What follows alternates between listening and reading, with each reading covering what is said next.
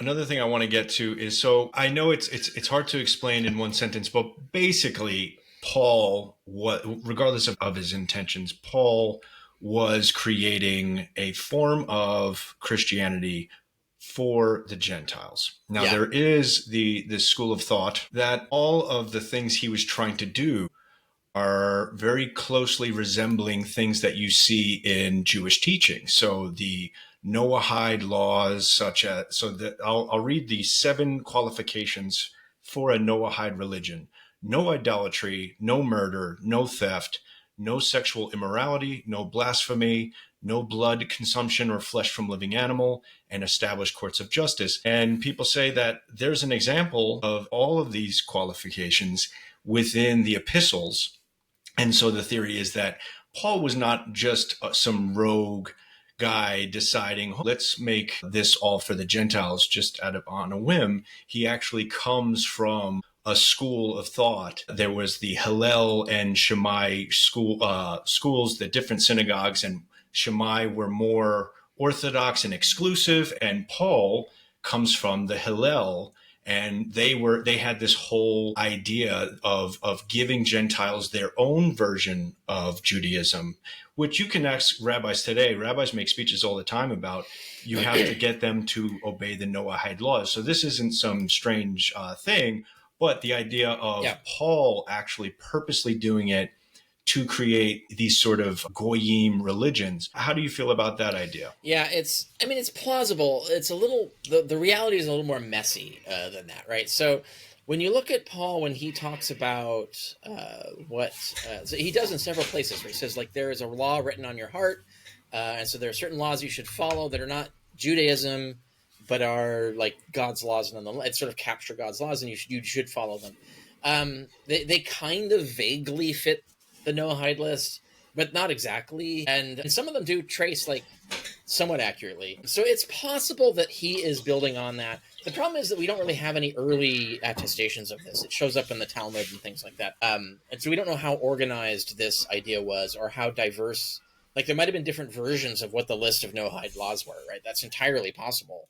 There was Mishnah, right? The Mishnah is pre-Talmud, and I can't remember whether the Noahide list is in the Mishnah or the Talmud. So the Talmud is a commentary on the Mishnah, and the Mishnah is what's called the oral Torah. It was believed to be the teachings of Moses that he didn't write down, that were handed on, right? So that's obviously a myth, but that's what was believed. And so it was basically oral Torah. So it was like this oral law. It got written down before the Talmud did, but the Talmud, the Mishnah is kind of confusing, because it is very sort of bare bones. And so the Talmud came along to, like, comment on. The Talmud is kind of like the Supreme Court doing decisions and rulings about the law, and the law is the Mishnah, right? Like, so, or even you can think of the law, the Torah law is black letter law, and then you have early court rulings, which is the Mishnah, and then you have, like, Supreme Court rulings about how do you interpret the Mishnah, which is how you interpret the Torah. Anyway, that's how it works. And so but the point is, it's very difficult to date things reliably. There is a plausible case to be made that the Noahide law list goes back to Paul's time. But it's a little dodgier to prove that he's using that exact list or if he's using the same concept. What is true, more importantly, is that they're already, before Paul, like, Judaism was already, like you said, there's the Hillelites and the Shammaites. The Shammaites are hardcore conservatives, like hardcore conservatives. When you're reading the Talmud, even the Talmud is going, yeesh. To a lot of the Shammai rulings. The Hillelites are very liberal, and in fact, when you look at the portrayal of the Pharisees in the Gospels, like Mark, even right out of the gate, Mark, the Pharisees that Jesus is arguing against in there are actually Shammaites, in the sense that they're taking the ultra-conservative position, and the positions that Jesus takes are actually Hillelite, so they're actually Pharisee positions, right? And so this is infighting, because this is important, because a lot of anti-Judaism Christians really like to emphasize that. Yeah, not necessarily. Oh, you mean nowadays? These Nick Fuentes guys, they go, oh, that's the synagogue of Satan. That's not real Judaism. There's this weird balance of, like, hating Judaism, and yet you're practicing the Torah and worshiping a rabbi. And it's hard for me to understand how someone could have that position. Right. The internal criticism thing is true. Mark is creating an anachronism. Like, what he's doing is ahistorical. Is that, like, if Jesus, for example, in the healing scene, like, it's unlawful to heal on the Sabbath. Well, that's a Shammite position. The Hillelites were like, yeah, of course it's legal. You can heal on the Sabbath. So if Jesus had healed someone on the Sabbath, and these Pharisees came along and said, no, you can't do that, and Jesus says, but here's the reasons why. Obviously you can. Then there would have been a three-way argument. There would be the colleagues, the other Pharisees would be arguing with the other Pharisees. No, Jesus is right. And so the Pharisees would be arguing with each other. But no, that Mark portrays it as if the Pharisees are only Shammaites, they're only conservatives, but that's not the reality. And then you mentioned like Paul. Now see the thing, Paul is sometimes assumed to be a Hillelite because the book of Acts says that he studied under Gamaliel, and Gamaliel is like the great-grandson of Hillel. Now, there's a lot of problems with that. Like, just because he's related to Hillel doesn't necessarily mean he is a Hillelite. He might be neither a Hillelite or a Shammite, or he could have switched to Shammites. We don't know. So if you're going to make an argument that Gamaliel himself was a Hillelite, you would need to make that argument based on something other than his family relationship with Hillel. Right. But the bigger problem is this is the book of Acts, and the book of Acts is full of shit. So the book of Acts makes stuff up. You can't believe anything it says. And this idea that he studied under Gamaliel is only in Acts. It's not in Paul's letters. Paul tells us that he was a Pharisee of Pharisees, but he doesn't say who he studied under. And it seems very weird. Gamaliel is super famous, so it seems very weird that he wouldn't say that I even studied under Gamaliel, right? Like he would say that. The fact that he doesn't say that means I don't think he did, right? Like I think he studied under a bunch of dudes, probably none of them famous. Also, because Paul is important. Paul is a diaspora Jew, right? So, and he makes very clear in Galatians 1, he'd never been to Judea. Like the churches of Judea had never seen him before. So the book of Acts has him in Judea from the beginning. So the book of Acts is making shit up. Paul was a Pharisee in maybe, I suspect his hometown was really Damascus. I think he was in the Decapolis is his real hometown, but his real home region. But whether that's the case or not, he's a diaspora Jew. He was trained in the diaspora. He probably never met any famous Jerusalemite members of the Pharisees. So anyway, that point being is that that's a mess. It's messy, right? Right. And it makes sense.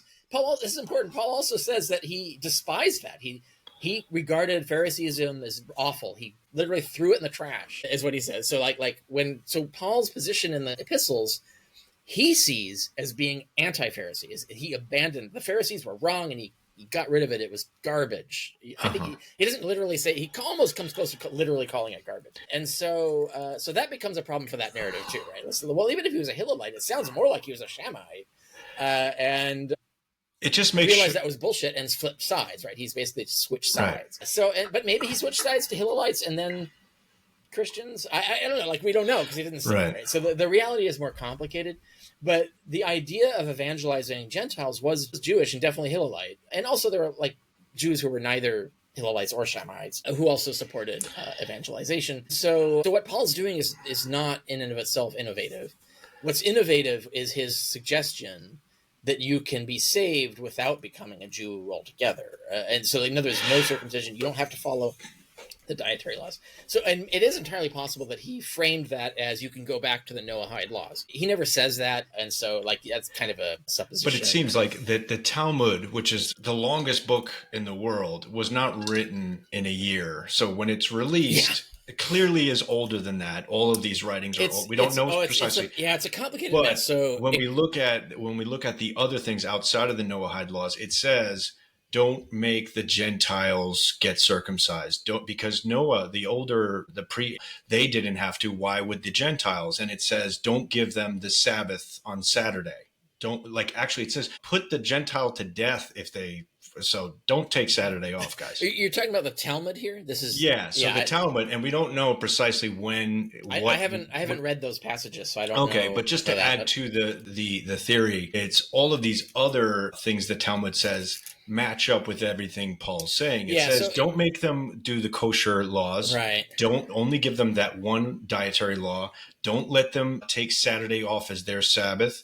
Don't make them get circumcised. So it's like it strongly resembles what the prophecy of the world to come when it says that in Judaism that the righteous goyim will accept the Torah, but they won't be truly practicing Judaism, but they will accept that this is our God. And then the idea is it makes perfect sense. If you're a rabbi of Judaism, you don't want to give these goyim the same religion. You want to give them this sort of pacified version of it, like, oh, don't defend yourself. Whereas in Judaism, it says, rise up and strike the person before they hurt you. Christianity is like, no, turn the other cheek. And so it's like this like neutered, peaceful version, strategically. Yeah, there's a bunch of problems there. I don't know to what extent what you're describing is even in the Talmud. So to give you an example of what I mean is the Talmud has a lot of stuff about converting and the importance of converting, and even mentions the wish that everybody would convert. In other words, that the whole world would become Jewish. And so it has the opposite sense. So now if there's some other passage somewhere in there that has this completely opposite view, then you'd have to go find that passage and then ask who's being credited with saying that. Does anybody argue with him? Because the Talmud has like arguments. So it'll have someone makes a position and then someone argues against it. And so it shows a lot of debates between the Hillelites and the Shammaites in particular. But you have to like check what rabbi, what century is that rabbi from? What school is he of? And then what did the opponents say and who are they, etc. So you'd have to actually like do an analysis, right? And so since I don't know what passages you're referring to, I can't I don't want you to comment on something. Yeah, I can't do that on the fly. I get that. I would recommend that people need to do that before they say that. I think there is something that's true that comes close to what you're saying, which is, first of all, in first century Judea, there was massive diversity among Jews about all of us. Every single thing that you could think of, there was disagreement. So there's a sect for everything, right? So there could have been sects that were taking your position, and there could have been sects who were denouncing it. So you have to be aware of that. But one thing that I think is widely true, maybe not true of all sects, but of some, which is the Old Testament does predict that Judea or Jerusalem would rule the world, right, eventually, and that everybody would come to worship. Everyone in the world would come to worship there. And it does appear that there were some Jews who imagined that they would be, like the Jews would be the chosen ones, and everyone else would be like more like God-fearers, right? The people who respect and worship Yahweh but do not convert to Judaism. They imagined that would be the future. But I think there are also Jews who imagined it the other way around, that everybody would convert to Judaism. And then, of course, there's Jews who imagined that all the Gentiles would just be melted and there's no problem in the future. They wouldn't even exist in the future to be concerned with. And so, like, you have a lot of huge diversity of views on this that you can't really peg it down. I'm not aware of any pre-Christian examples of Jewish thinking along the lines of, oh, we should make a fake religion to convince the Gentiles to adopt. I've never seen any evidence of that whatsoever. Whenever you talk, even in the Talmud, when you see passages that refer to the differences of the rules that are expected of Goyim versus Jews, it's always discussion of matter of fact. It's not a wish list. To give you an example of what I mean, like there's a lot of like legal discussion of what do you do when a Goyim is in your community and they break a law. What laws are they subject to? How do we try them? Like, so these are practical problems, right? And what laws can we enforce on them? So it's not, I just worry that what you're describing is a distortion, a signal distortion of these kinds of passages where they're talking about, oh, this is what we should do when we're in that situation. And somehow reimagining that as, oh, we should push this on Gentiles, right? Like, now, maybe there's something like that in there. I don't know, but I'm not aware of it. I mean, you can see today rabbis. I mean, Rabbi Weiss, I spoke to him. He's a sort of a political rabbi. And when I asked him, he actually didn't want to talk about Christianity. But our pre-conversation, he basically was like, yeah, we just tell everyone that the Gentiles should obey the 7 Noahide laws. So like to him, that was like the standard thing to say. So the idea of pushing a watered down Judaism is a standard thing. But the question is, was Paul doing that? Yeah, here's the mistake of logic, is that just because, so there's the problem, the existential philosophical problem that all religions face is that they are going to be immediately and correctly labeled bigots if they don't come up with some sort of universalism, right? So you have to say like, well, what about do you really? But like you talk to an apocalyptic Jew and you say, do you really think God is just going to melt me and that's the end of it? And like, you know, a Jew who'll stick to his guns will say, yeah. And those are like the hardline Orthodox people. But like most Jews are like, no, like everybody will be saved in some way or whatever. And so if you're going to do that, if you're going to have some sort of universalism, you run into the evangelical problem. Like the evangelical problem is, well, Jesus excuses all sins.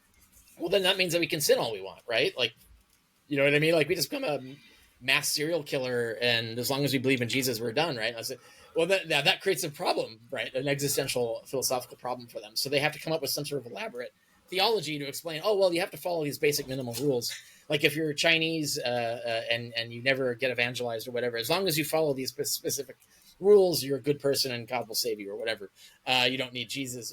But unless they're hardline and say, yeah, they're all going to burn in hell and that's it, right? Yeah. And so those are the hardcore Orthodox hardliners are going to say, yeah, everybody burns in hell if they're not us. And the Christians say that, Muslims say that, Mormons say that. It's like it's kind of a. It seems to be the unique factor of Judaism is this idea that, because when we look at the Sumerian versions of their myths, not only do they have the goddesses and these positive female, that's like more egalitarian and it's divine interactions, they don't have this idea that the Sumerians are better than everyone else and that they're special, the chosen people. And I guess they got it from Zoroastrianism, right? The sort of like mating within their community only. Possibly, yeah. Because they do that. Not sure. There's a lot of theories about that because first of all, Judaism is just a Canaanite storm god religion. It actually had all the features that you're talking. It used to have a goddess, etc. And so a lot of this evolved over time. You see the tension in the Old Testament itself because there's a lot of references to the actual people, the actual Jews, worshiping Tammuz, and there's a lot of and Ashra is censored tons from of polytheism, tons of diversity, and there's these efforts to try and suppress the population to get them to follow this sort of weird nationalistic monotheism. Some of the leading theories are basically that they were this beleaguered Canaanite tribe that essentially wiped out and or absorbed all the surrounding Canaanite tribes, and then basically try to sort of Plato's Republic style suppression regime and that's where the nationalism came out of, right? You can imagine when there's different cults and there's a war cult, and then like the love cult had no chance. Whatever the Ashura cult was, like how are you gonna battle with the war cult? Oh, now they think they're better than everyone else. Yeah. So you can see how that would win.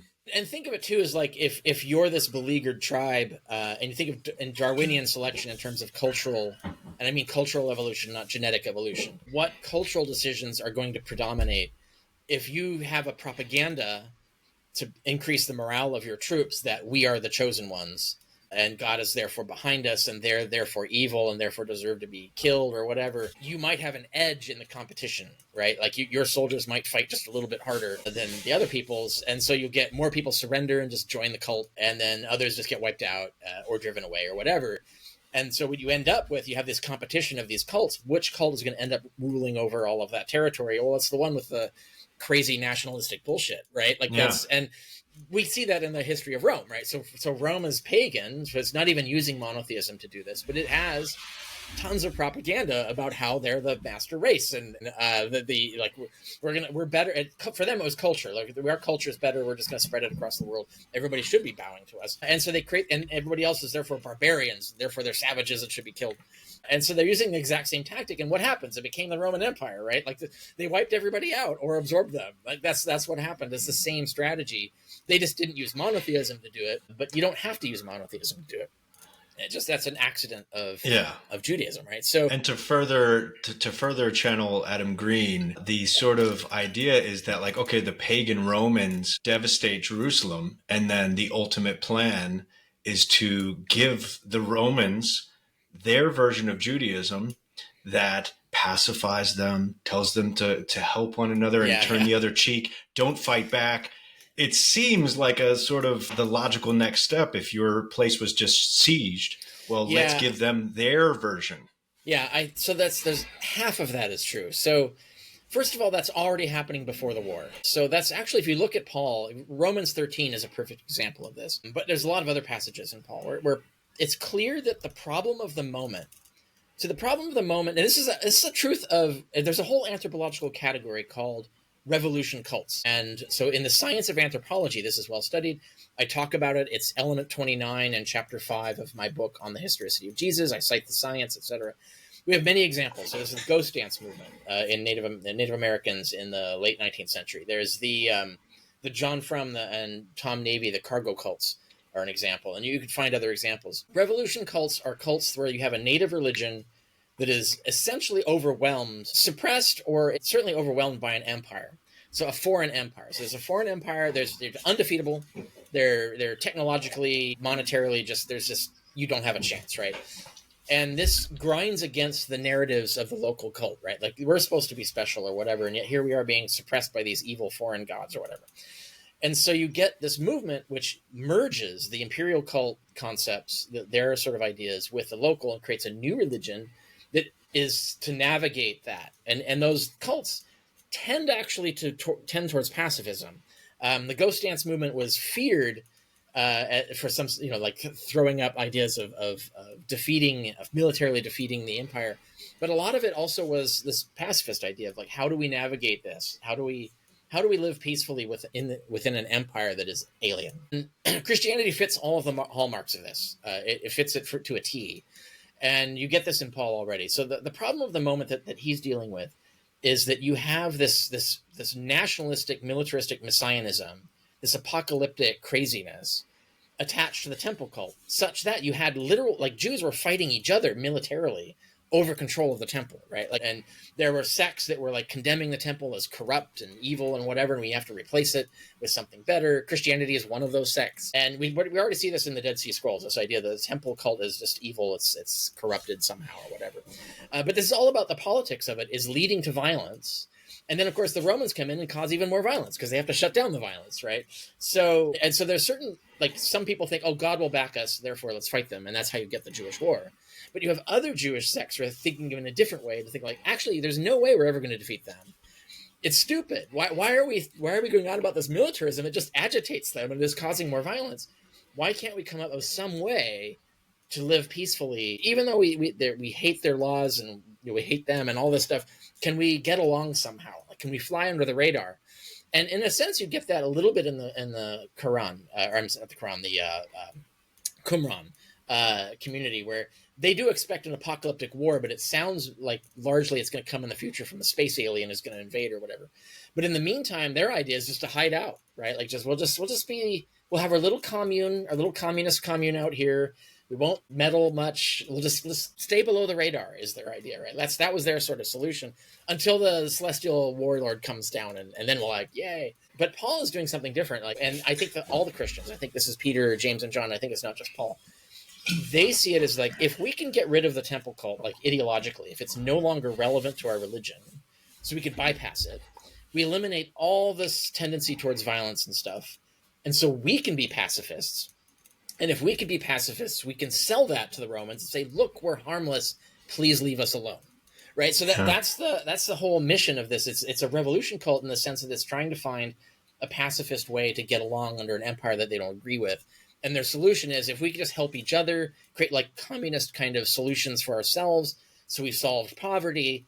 And then everything else is we just follow the rules and keep our heads down, don't cause trouble. And then we can be saved in the future or whatever, spiritually, etc. And therefore we bypass all of this tendency towards violence that the imperial system creates. And so I think that's what they're doing. So it's not that they want to sell this to the Romans. It's that they want to fly under the radar of the Romans, right? This is the strategy. And they were also, like you've said in the past, that there was an incentive to hide from the Romans by being a Christian Jew. Now you're not a regular Jew, so you could avoid attacks or not be executed. Oh, no, I'm not Jewish, I'm a Christian. So there was this. Okay, so that becomes more of an issue after the war, right? So now you're. So here's the thing. So this is why we get Matthew and Revelation. Matthew and Revelation are attacking those Christians, right? They think they see them, like you said, the synagogue of Satan or whatever. Right. Because they're doing exactly that. So after two things happened after the Jewish War. One is everybody really hates Jews even more than they used to, right? So it made anti-Semitism worse. So it was bad news. It was just bad for your health to be a Jewish. So if there was a way to not be and still have all the things you want to get out of being a Jewish, then Gentile Christianity was very attractive. So what you had now is you used to have just Gentiles joining the church, Jewish Christians, Jews joining the church, and then the problems that Paul's dealing with are how do those two groups get along?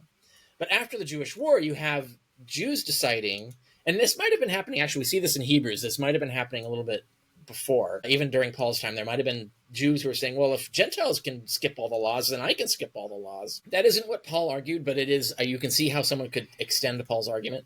And it seems to be what the letter to the Hebrews is doing, is arguing that there are some Jews who lapsed, and then we're talking about coming back. And the Hebrews letter is trying to argue them to not come back, which means that there are people leaving. So there are people who are doing what you said, that they're Jewish, and they said, it's just easier to be Gentile. But that might not have been political. That might have just been the fact that it's easier to be Gentile, right? If we can have the salvation of Judaism, all the goodies, and not deal with any of the bullshit, this really hard, laborious rules that we have to follow, why not join the easy one, right? Like, so like, I think like that's just a natural progress of the thinking. And so anyway, but after the war, it became bad for your health to not do that. So, so then they're like the ones who that's apostasy, like you're abandoning the covenant, you're betraying God. So like so it basically just boiled down to these like hardcore Jewish Christians who abhor the idea of abandoning Judaism. And so they see the people who are as traitors, right? And so that's the Revelation is built around that concept, that these are the traitors that God's going to get rid of or whatever. And we're the real ones, or we're the ones that are going to get saved. So you have this sort of boiled down, really super hardcore Jewish Christianity that is not representative of Jewish Christianity generally, because all the other ones have left, right? So, and the second thing that was the problem is, and this comes up in Revelation, this is the sign of the beast thing, is that Vespasian, so there was this temple tax. So if you were in the diaspora, if you were Jewish, you would pay a temple tax to support the temple. So that was one of the ways to maintain yourself as a good Jew, is you pay your temple tax every year. Well, the temple was destroyed. Vespasian reversed the tax to the temple of Jupiter in Rome. So now every Jew so basically all the Jews in the empire had to pay a penalty now. So they had to pay this tax to the pagan temple, not the Jewish temple. And so now this creates pressure to leave Judaism, right? Like, so like, why should I be paying? There's not even a temple when I don't support anymore. Why should I be paying this tax? Why should I just even be Jewish then, right? Like, so, and obviously there are some Jews who are very like devoted to their religion and don't do that. Like, so no, we'll stick by it. But it irks them that they're paying, that they're, to be Jewish, they're being taxed essentially for being Jewish, and taxed to support paganism too. Like, so this is not like, it created a conflict. And so you have a lot of the Jewish Christians, even the Gentile Christians, importantly, are distancing themselves from the Jewish part of their religion because they don't want to be mistaken for Jews, because they don't want to have this tax on them. And so, but then there are also Jewish Christians who are just leaving and becoming Gentile Christians. Sort of like the conversos in Spain, and there's been a few of those later on. It's just a way to avoid paying a tax. And so there are these pressures, both the anti-Semitism and the tax are creating this pressure to apostatize, to leave Judaism. Right. And Christianity already had an existing model to welcome them in, so you didn't have to leave Christianity to do it. And so that just furthered the problem of hemorrhaging the Jewish church. And so that's the reality.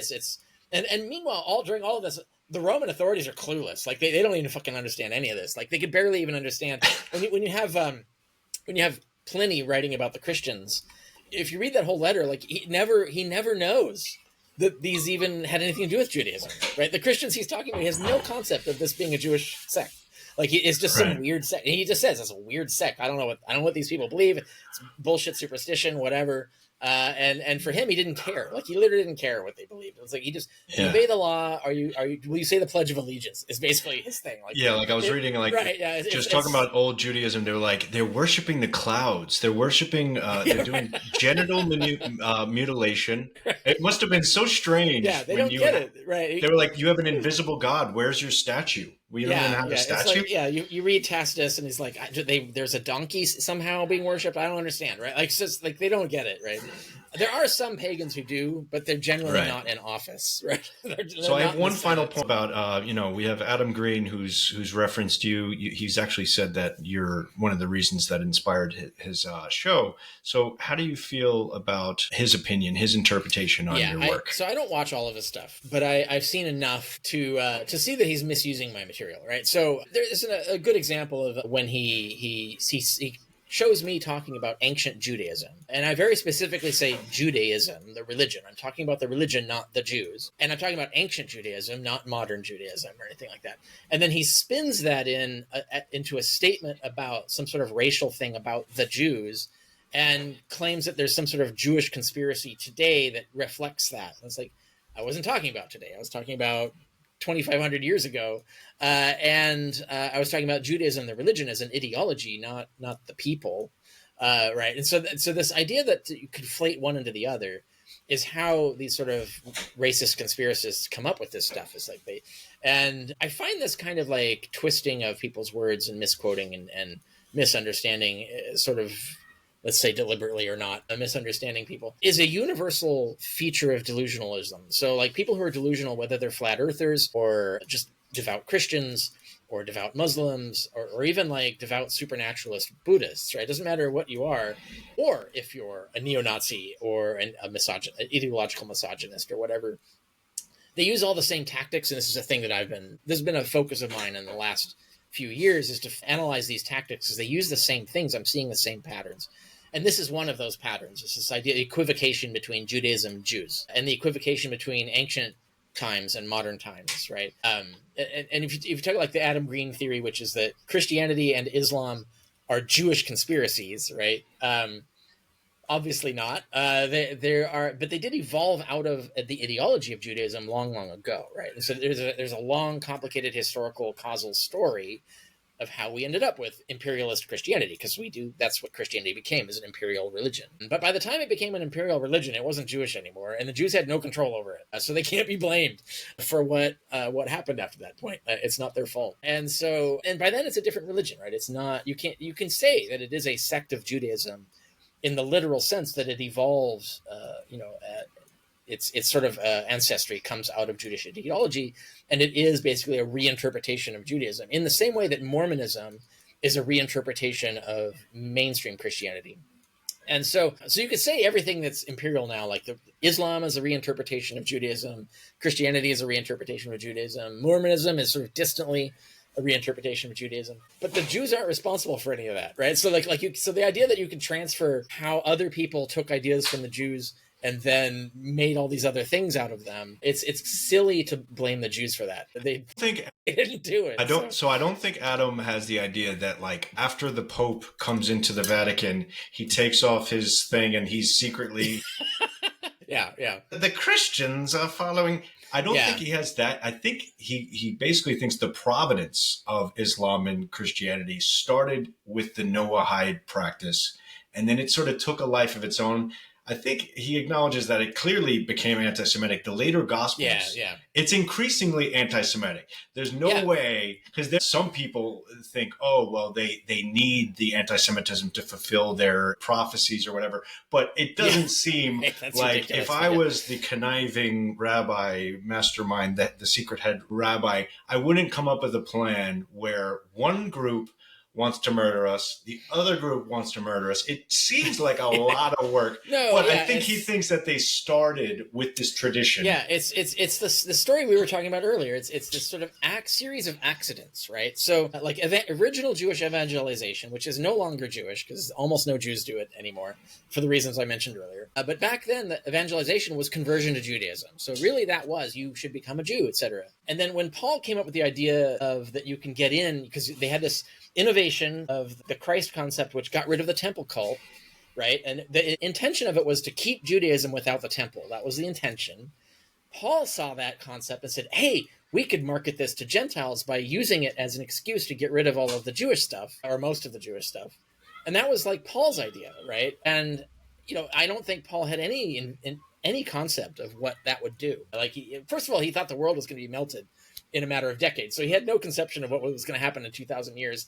Like, he couldn't have predicted. If he had, he probably would have killed himself, because it would be So anyway, and that's the thing is that, and one thing that Paul couldn't have predicted and had no conception of is that the Jewish war would happen and the world still would not end, right? And so so that's why he didn't prepare anybody for what to do when that happened.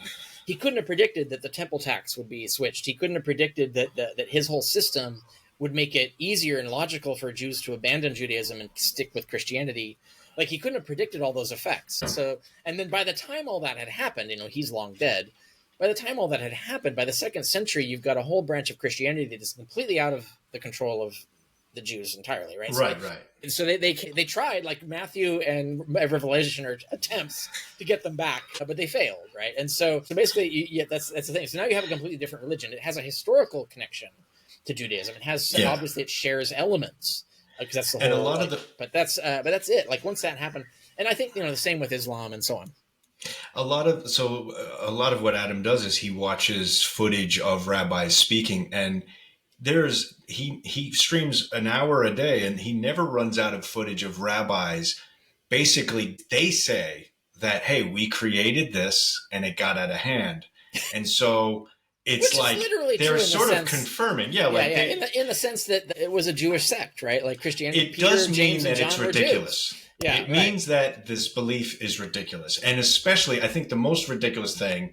Shit. is the Christians who are anti-Semitic. I think that's the peak silly. The Nick Fuentes types that are like, they reject all of the Talmud stuff. They go, look at what the Talmud says. I'm like, have you read the Old Testament? Yeah, the Old Testament's fucking crazy too.